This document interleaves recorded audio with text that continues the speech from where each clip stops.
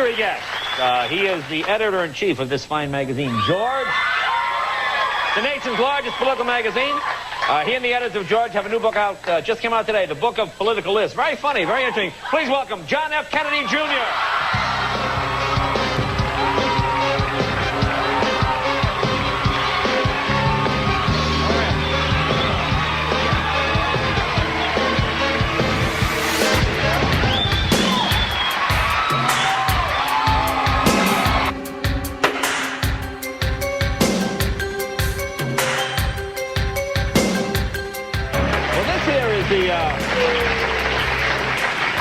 So this was fascinating, because this is a great sort of reference book, just looking up odd things. It's a book of celebrity lists. What is your...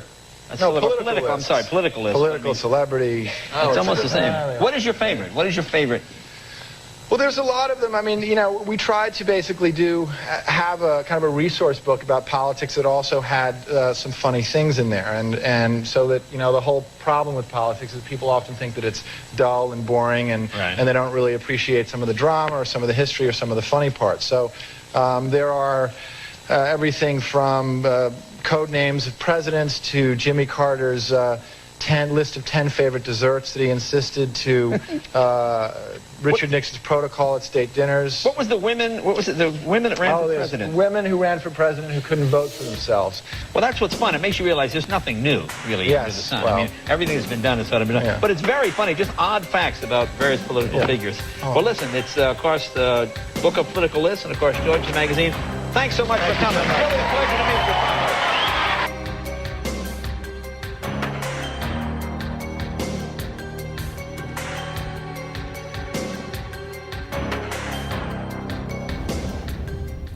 Good afternoon.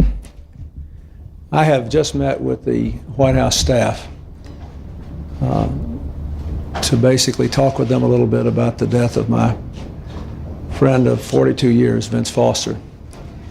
It is an immense personal loss to me and to Hillary and to many of his close friends here, and a great loss to the White House and to the country. As I tried to explain, especially to the young people on the staff, there is really no way to know why these things happen. Explain it.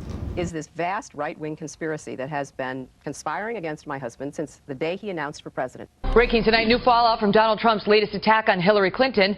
He's taken some heat after bringing up the story of Vince Foster in a recent interview with the Washington Post. Multiple investigations have found that Foster, who worked in the Clinton White House, took his own life.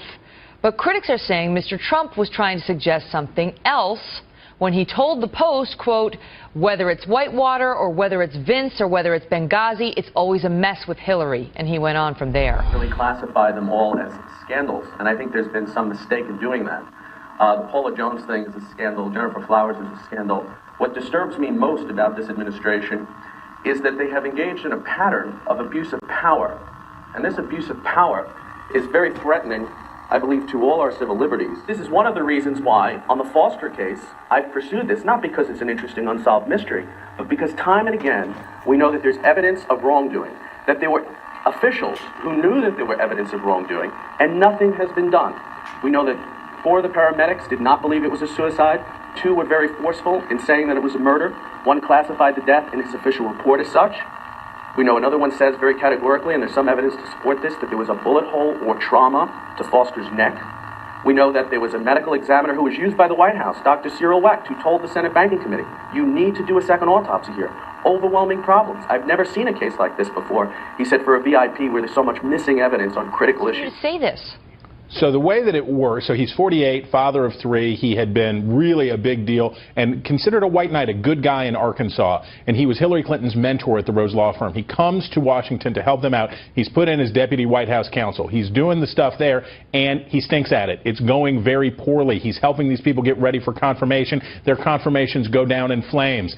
The Clintons fire everybody in the White House travel office. He's in charge of the investigation into that. And everybody's saying, and it's being saying in the Wall Street Journal editorial page, page and everywhere else, this is a cover-up, this is a sham, this is a disaster, and he sees his reputation that was once so sterling shredded. He starts freaking out. He gets on antidepressants from his hometown doctor, but he is coming unwound, and everybody says so, and that's why people think that they say he was covering something up, or the Clintons were covering something up. He knew and was going to blow the whistle on it, and that's why, says the internet, something more happened.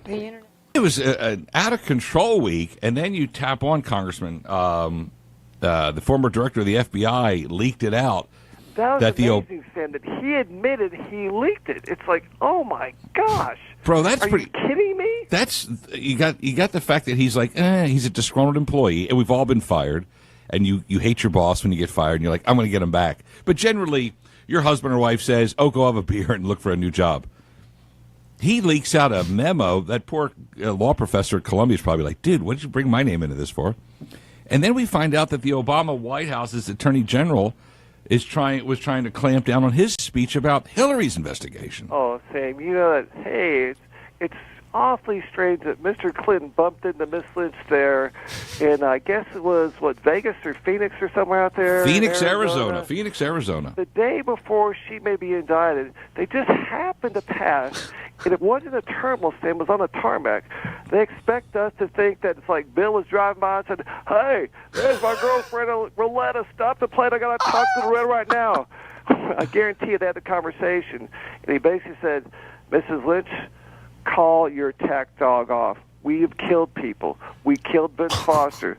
We destroyed Webb Hubble. We will destroy you. And then what happened next day? All of a sudden, well, she did it. Yeah, it was all terrible. Don't know who got the information. Very classified, but no indictment. Exactly. Congressman Olson.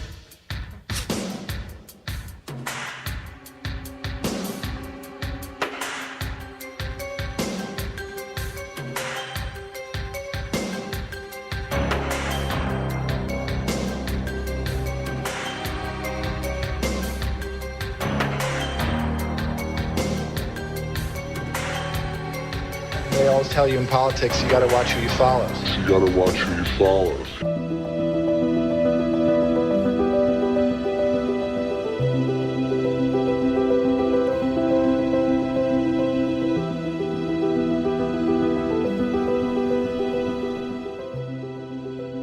Of this extraordinary magazine, George, which is a hoot of a magazine. I thought you were a lawyer. I was. What happened?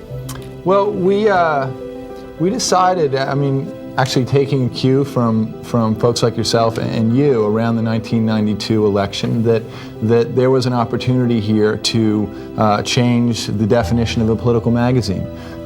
Certainly the way Americans were accessing information about politics and politicians was changing. Candidates were appearing on late night talk shows, on talk radio, on sitcoms, and there was a kind of a leveling process, and while the rest of media clearly had caught up with that, we felt that political magazines per se hadn't. Your mother was a hell of an editor at Doubleday. That's what I hear. Would she have liked George? I think she would have.